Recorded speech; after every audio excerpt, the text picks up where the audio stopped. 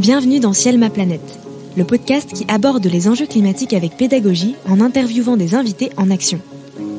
Nous aborderons des thématiques du quotidien en discutant des constats et des solutions applicables.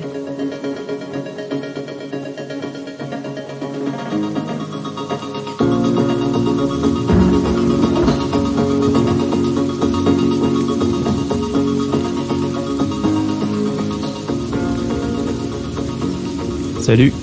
Aujourd'hui, on va parler économie circulaire avec Elsa Bortuzzo, cofondatrice de la Fresque de l'économie circulaire. C'est parti! Bonjour Elsa et merci d'avoir accepté cette interview. Bonjour Bastien. Notre première question, Elsa, pour cet épisode consacré à l'économie circulaire, c'est comment va ta planète? Alors, la planète, comment elle va? Je crois qu'elle ne va pas très bien. Il y a de nombreux indicateurs qui sont dans le rouge. Et ce que ça montre, donc on a vu cette année, il y a la 5e limite planétaire qui a été franchie. Donc ça, c'est des indicateurs, des seuils qui nous disent qu'on a dépassé certaines capacités des milieux naturels à absorber, nous, nos externalités négatives.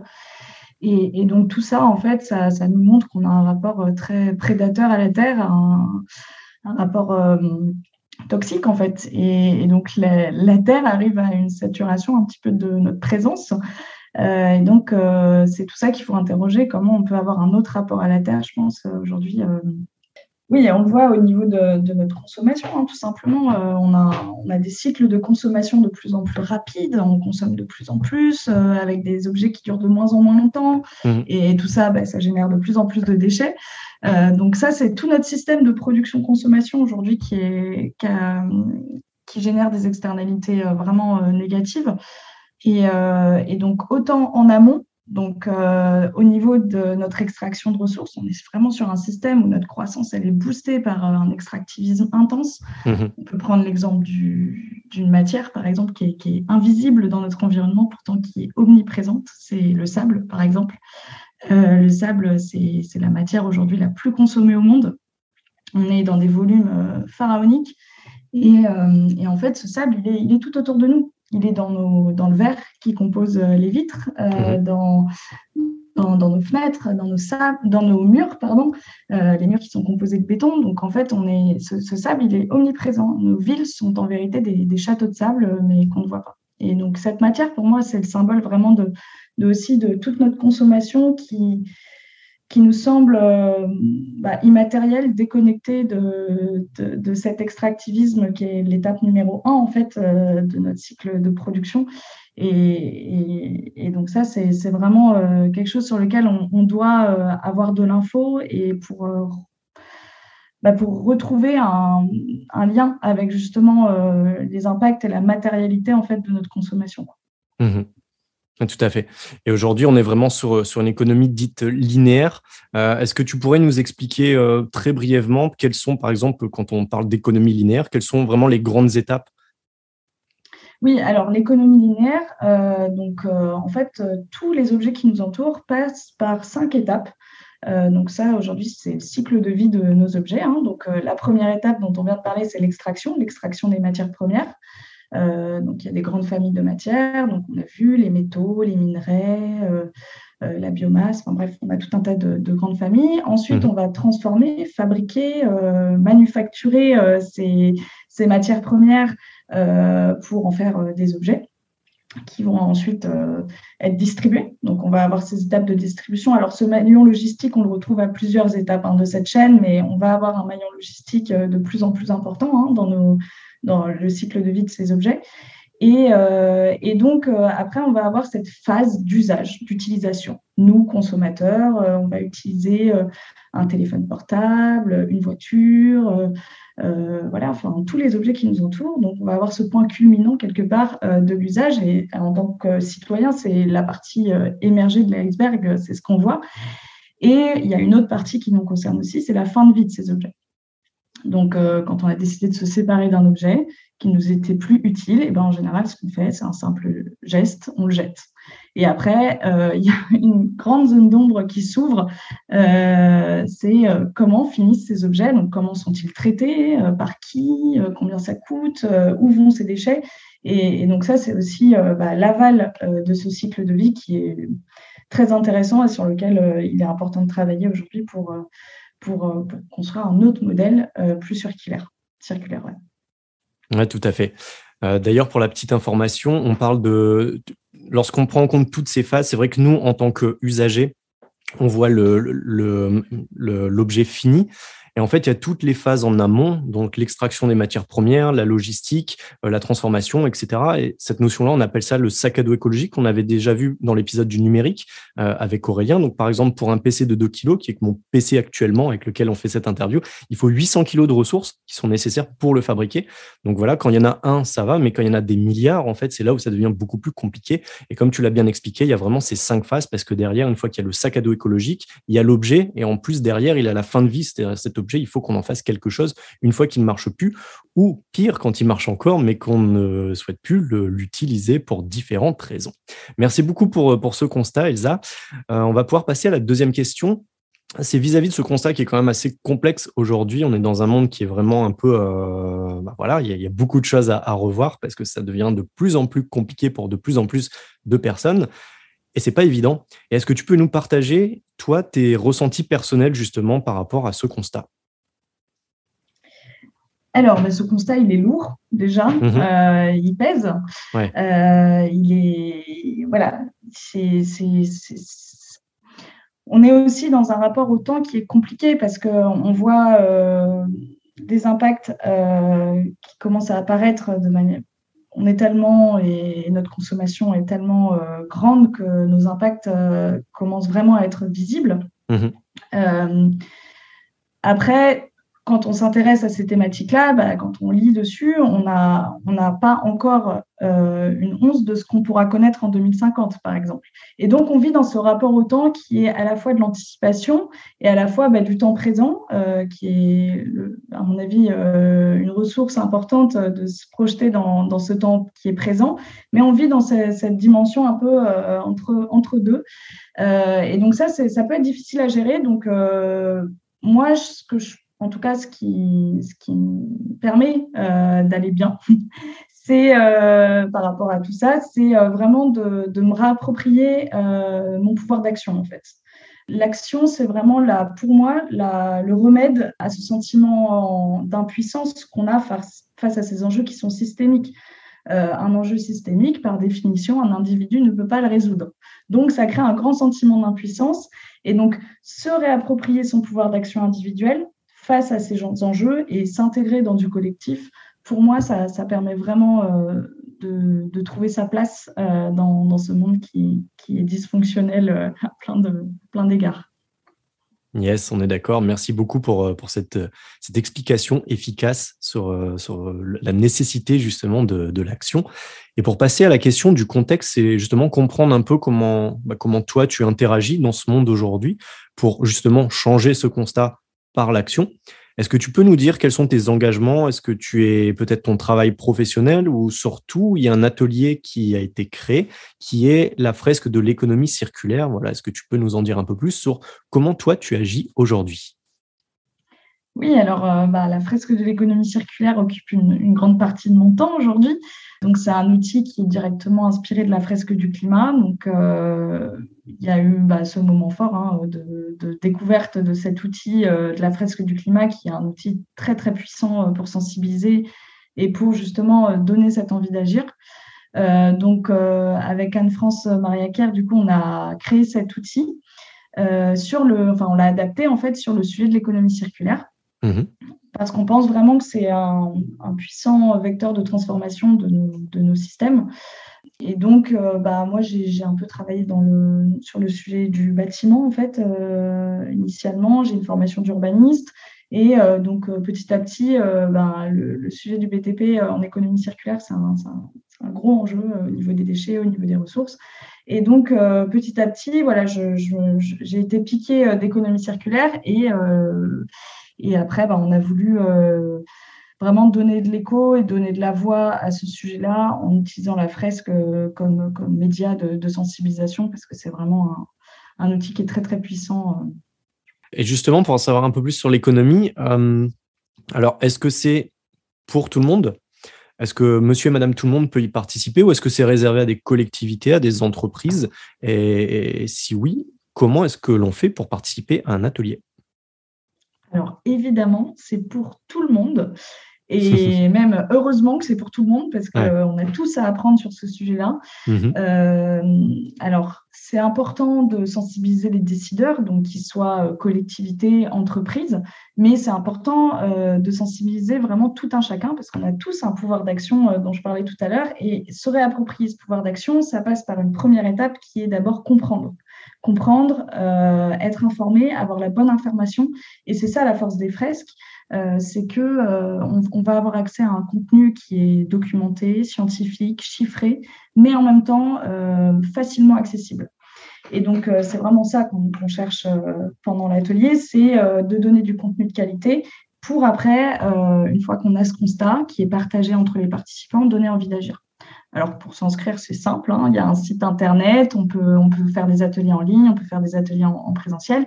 Et comme beaucoup de fresques aussi, on peut devenir soi-même animateur et du coup devenir à son tour un vecteur de cette grande dynamique de transmission du savoir. D'ailleurs, on partagera le lien avec le podcast, le lien pour s'inscrire à des ateliers. Tu avais commencé à parler tu étais dans le bâtiment. Est-ce que tu as eu un cheminement justement? Quel a été ton cheminement? Est-ce que tu as, de par tes études peut-être, de par éventuellement des rencontres, ta famille, ton entourage, qu'est-ce qui a fait que tu as vraiment voulu prendre ce sujet à bras-le-corps, entre guillemets, et quelle a été ta rencontre aussi avec Anne France? Oui, alors sur le cheminement, je pense que tout se fait un petit peu petit à petit, hein. Ce sont des couches de vie qui s'accumulent. Moi, j'ai grandi en Martinique, en fait. Du coup, j'avais un rapport à la nature très proche, en fait. Et puis, en Martinique, la nature est vraiment puissante, elle est omniprésente, elle est vraiment vivante. Et donc, je pense que toujours, j'ai eu cet émerveillement par rapport à ce monde dans lequel on vit. Après, du coup, j'ai choisi de faire des études en environnement. À l'époque, c'est marrant parce qu'aujourd'hui, ça paraît... Enfin, c'est un sujet dont on parle tous les jours. Mhm. Mais à l'époque, ce n'était pas encore le cas et je ne suis pas très vieille, hein, donc ça a changé en pas longtemps. Ouais. Mais donc, on était encore un peu marginal, en fait. Les gens qui s'intéressaient à ce sujet étaient encore un peu marginaux. Et donc, voilà, j'ai fait des études en environnement. Et donc, petit à petit, c'est un sujet qui m'a toujours intéressée de toute manière. Et je pense que fondamentalement, j'avais compris qu'il y avait un dysfonctionnement dans la manière dont on vivait et notre rapport à cette terre. Mhm. Et donc, c'est pour ça que je me suis intéressée à cette thématique. Ensuite, j'ai poursuivi dans l'urbanisme pour m'intéresser à la ville. Et en fait, la ville, c'est le symbole de nos systèmes humains pour moi. Donc, ça m'intéressait de voir comment on pouvait prendre ce sujet de la ville et le regarder sous le biais de l'environnement. Et donc, au fur et à mesure, voilà, j'ai été dans ce parcours professionnel. J'ai rencontré Anne France après le premier confinement, en fait, parce que la fresque de l'économie circulaire, elle a maturé pendant ce premier confinement où on avait un peu du temps. Et donc, on peut aussi parler de ce temps, de cet espace qui permet de faire Tout des à fait, choses, ouais. de se poser et de vraiment prendre du recul pour avoir l'espace pour penser un petit peu différemment. Et donc, voilà, on a décidé de co-construire cet outil ensemble. Elle a une expérience professionnelle plus du côté de l'industrie. Mhm. Et donc, on s'est rencontrés. Moi, j'étais plus dans les collectivités. Donc, bref, on avait une approche assez complète, en fait, du spectre. Et donc, on a commencé à faire cet outil. Et en fait, le vrai déclic, c'est la fresque du climat. Et ça, c'est important de le dire parce que la fresque du climat, alors, il y a l'atelier, évidemment, qui a un temps fort. Et surtout, après, une fois qu'on décide d'être animateur, il y a toute cette philosophie, en fait, de la légitimité à faire que moi, je trouve passionnante. quand je me suis formée à la fresque du climat, j'ai vu ce mot, la douocratie, que je n'avais jamais lu nulle part. Je me suis dit, mais c'est magnifique. Ce principe c'est ceux qui font qui sont légitimes à faire. Ouais. Et donc, on ne tire pas notre légitimité d'une hiérarchie, d'une expertise particulière ou d'une reconnaissance par un diplôme ou quoi que ce soit. C'est le faire est source de… En fait, on légitime la prise d'initiative et l'énergie en fait, de chacun. Et donc, c'est à partir de ce moment-là où je me suis dit, mais waouh, c'est incroyable que quelqu'un, entre guillemets, te donne la permission, te libère ton énergie comme ça. Et donc, on s'est mis à travailler sur cet outil-là. Il en est sorti donc cette fresque, puis cette association, puis le même modèle de diffusion où on invite chacun à devenir aussi acteur de cette diffusion. C'est vrai qu'on encourage tous nos auditeurs et nos auditrices à participer à ces ateliers qui sont formidables, qui sont très puissants et qui permettent après de reprendre en main, entre guillemets, son destin, surtout si on souhaite sensibiliser à son tour. C'est qu'en fait, chacun et chacune peut devenir animateur, animatrice et participer aussi à cette grande vague, cette grand élan de sensibilisation made in France. Alors, tu as déjà donné quelques billes sur ton parcours, notamment sur la Martinique, sur ton parcours professionnel, également la rencontre avec la fresque du climat. Mais je vais quand même te poser la question, est-ce que tu as quand même eu une sorte d'autres moments décisifs comme ça, ou éventuellement une ou plusieurs rencontres qui t'ont vraiment aussi marqué? Je te dis, c'est surtout la fresque du climat, je pense, qui a vraiment fait ce déclic. J'invite vraiment tout le monde à la faire parce que on entend parler de ce grand mot du dérèglement climatique partout. On a besoin de comprendre, de savoir ce que c'est, qu'est-ce qu'il y a derrière ce mot. En fait, notre esprit a besoin de précision, de détails. Et cet atelier va nous en donner. Et en fait, quelque part, même si c'est compliqué sur le moment d'intégrer toutes ces informations et de prendre cette prise de conscience de l'ampleur du problème et de sa dimension systémique, quelque part, c'est un soulagement de se dire, OK, maintenant je comprends. J'ai compris avec d'autres personnes, donc on a tous compris ensemble, et comment on fait pour agir. Et pour nous, c'est vraiment comme ça aussi qu'on conçoit ce moment de l'atelier, c'est comprendre ensemble pour agir. C'est vraiment ces trois mots qui sont importants pour nous. La création d'une autre fresque se base surtout sur la fresque du climat, qui est un peu la grande sœur de toutes les autres. On invite vraiment les personnes à participer à la fresque de l'économie circulaire parce que aujourd'hui, surtout en Occident, l'un des gros vecteurs qui supportent vraiment nos sociétés, c'est l'économie. Et donc, il y a vraiment beaucoup de ressorts sur lesquels on peut tout jouer. Moi, ce que j'aime bien dire, c'est qu'on a deux cartes. En fait, on a vraiment la carte des lecteurs, mais surtout, on a une carte bancaire. Et qu'en fait, à partir du moment, en tant qu'acheteur, en tant que consommateur ou en tant que consommateur, en fait, on a énormément de poids. Alors, on peut se dire, oui, mais moi, tout seul, il n'y a pas grand-chose. Mais on revient sur les notions d'échelle. C'est comme sur l'exemple avec le PC. Quand il y en a un, ça va. Mais quand il y en a plusieurs milliers, plusieurs millions, la différence, elle est vraiment là. Donc, aujourd'hui, en tant que nous, individus, on a quand même un pouvoir d'action. Et surtout, quand on le fait à plusieurs, et ben là, ça devient vraiment très impactant. Donc, c'est pour ça qu'on invite vraiment à inviter nos auditeurs, nos auditrices à comprendre quels sont les ressorts sur lesquels on peut jouer. Et notamment, on arrive à comprendre en prenant une vue un peu plus d'ensemble, une vision globale, comme tu l'as dit au tout début, d'avoir une vision systémique des choses, parce qu'aujourd'hui, on est dans quelque chose, on est avec nos 5 sens, mais en fait, il y a beaucoup de choses que l'on ne voit pas, mais qui sont pourtant existantes. On parle notamment de tout ce qui est extractivisme des ressources, etc. Et donc, on a besoin d'avoir cette vue d'ensemble, de prendre ce temps un petit peu, de se dire, OK, voilà la photographie de l'état des lieux, par exemple, sur l'économie, parce qu'aujourd'hui, on parle d'économie circulaire. Et maintenant, à partir de cet état, comment moi, je peux intervenir dessus pour le modifier, pour l'améliorer, pour le rendre plus durable et plus vivable. En tout cas, merci beaucoup, Elsa, pour ton partage. Et pour rester sur le mot un petit peu fil rouge de nos interviews, c'est vraiment l'action. On l'a compris, l'action individuelle, puis l'action collective qui va vraiment faire la différence. Et donc, je vais pouvoir te poser la question, c'est quelles sont, selon toi, ton top 3, quelles sont les 3 actions les plus positives pour ta planète et surtout nous dire pourquoi. Alors, c'est difficile d'en dire 3. J'ai quand même réfléchi à 3 bonnes réponses, mais avant, ce que je voulais peut-être dire, c'est que l'atelier de la fresque de l'économie circulaire, on va travailler sur les impacts de notre système, mais surtout, dans un deuxième temps, on travaille sur cette phase action positive. Et du coup, ça donne aussi beaucoup de billes pour se réapproprier ce pouvoir d'action, voir où on peut agir, comment.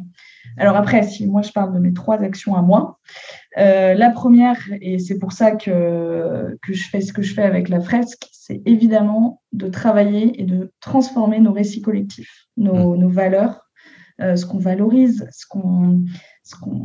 tout ce qu'on va penser ensemble, en fait. Moi, j'ai grandi dans un monde où voilà, il y avait des gens qui disaient si tu n'as pas de Rolex à 50 ans, tu as raté ta vie. Je pense qu'aujourd'hui, ça, c'est inaudible. Bon, déjà, à l'époque, ça l'était, mais ce que je veux dire, c'est que les facteurs de réussite, nos marqueurs, les curseurs, tout est en train de bouger. Et c'est ça qui est intéressant. C'est de voir comment on fait bouger ces curseurs et comment on change en fait collectivement nos modèles de réussite, nos modèles de rapport à l'autre, comment on construit quelque chose de positif. Et donc ça, pour moi, c'est le numéro 1. Et je pense que les outils fresques sont vraiment très, très importants pour construire ces nouveaux récits, ces nouvelles représentations. Ensuite, je pense que ce qui est important, c'est, on parle d'économie, et de transformer aussi nos paradigmes économiques. On a fait une énorme erreur, c'est de considérer que la nature était infinie et de considérer qu'il n'y avait pas de stock, il n'y avait pas de prix sur cette nature. Donc ça, c'est un paradigme économique qui a été posé il y a quelques siècles et tout notre modèle économique s'est construit là-dessus. Donc, en fait, on avait une énorme inconnue qui n'a jamais été prise en compte dans nos systèmes mathématiques. Donc, déjà, maintenant, il va falloir compter ce qui compte et compter la nature, intégrer en fait cette nature dans ce langage économique. C'est comme ça aussi qu'on parle aujourd'hui.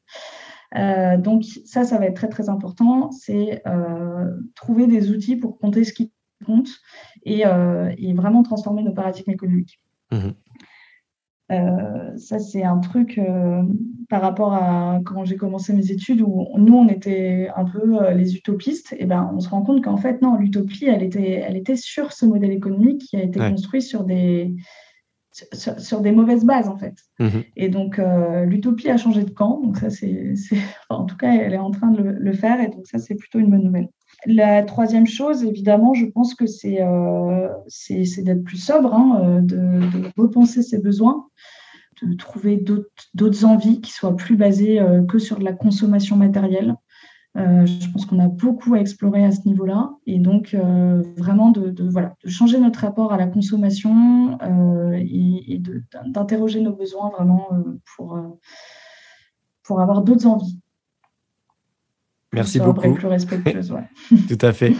Merci beaucoup pour ton top 3, Elsa. Alors que je répète, c'est vraiment le mot que j'ai souligné, c'est vraiment transformation. C'est la transformation de nos récits collectifs. Finalement, les récits, ça nous guide.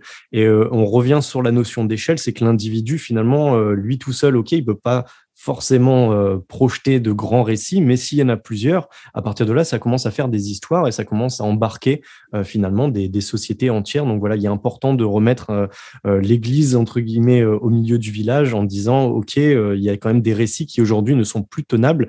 Et pourquoi ? Parce que on doit aussi transformer notre économie. Alors, comme tu l'as bien dit, la base de nos traités d'économie ne prenait pas en compte les stocks, les ressources naturelles, parce qu'on considérait qu'elles étaient illimitées.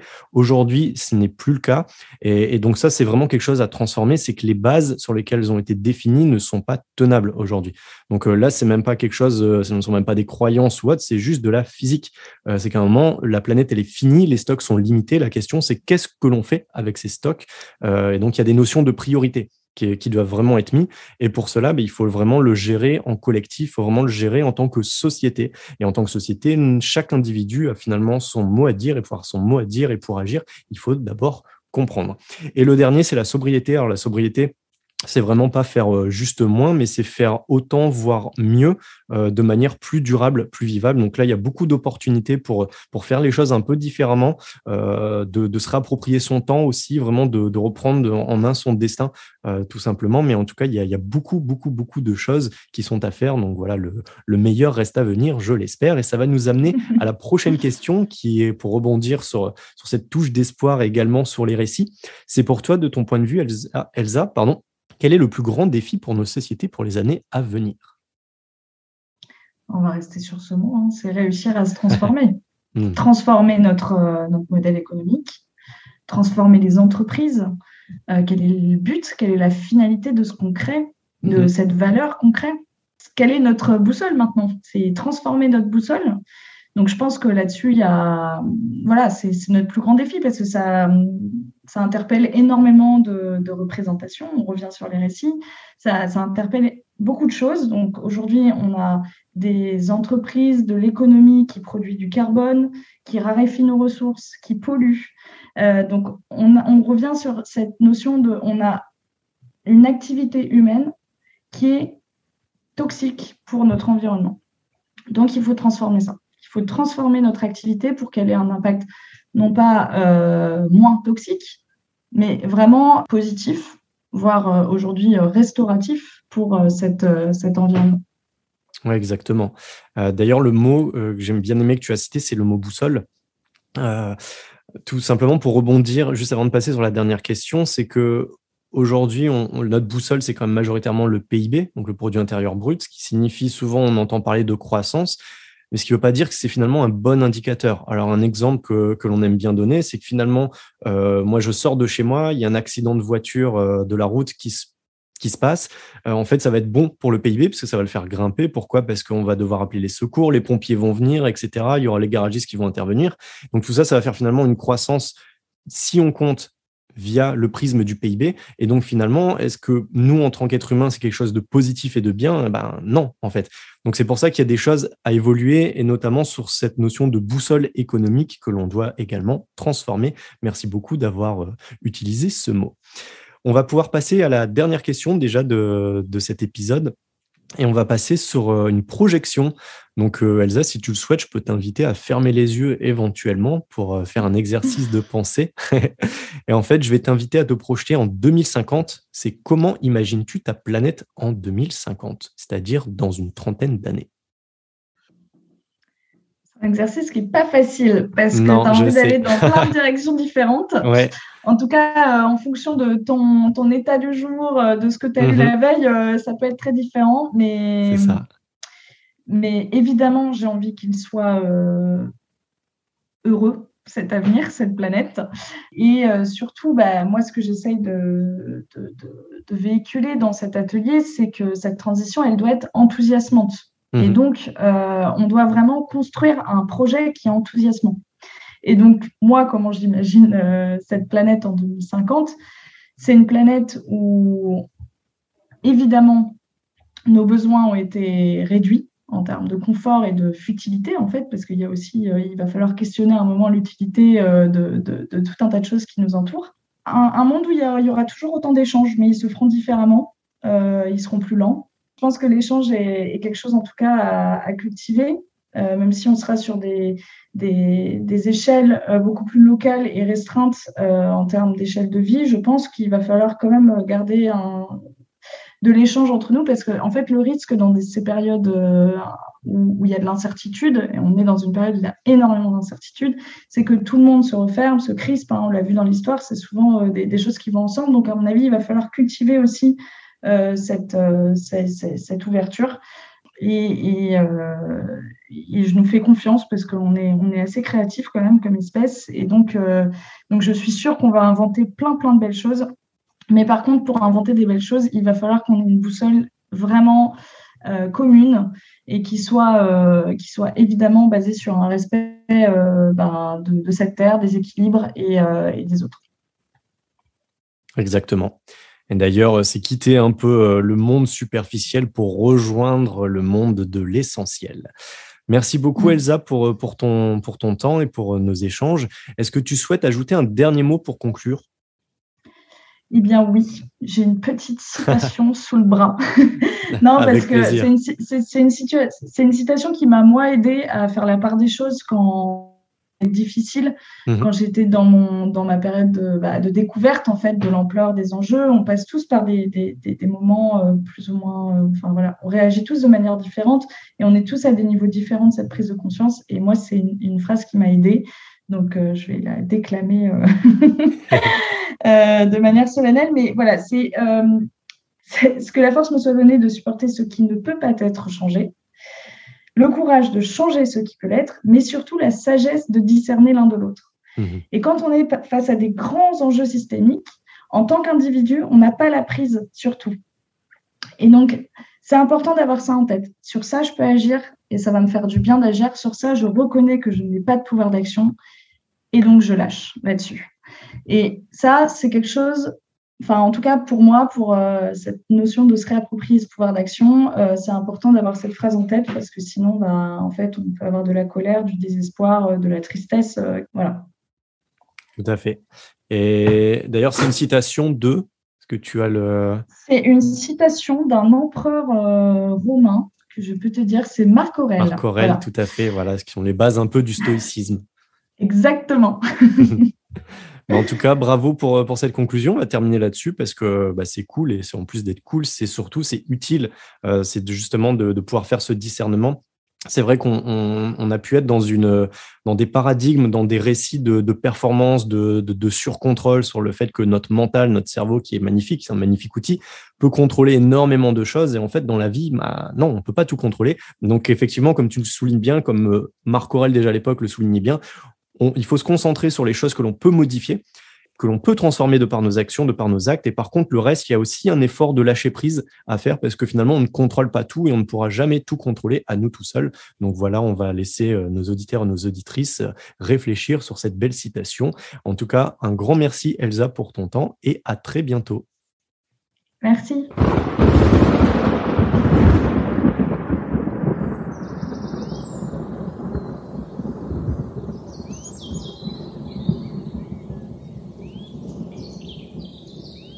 C'était Ciel ma planète. Merci d'avoir écouté l'épisode du jour. Pour soutenir votre planète, nous vous invitons à prendre ce sujet en main, à vous informer pour comprendre, puis agir individuellement et collectivement. On a besoin de vous. À bientôt!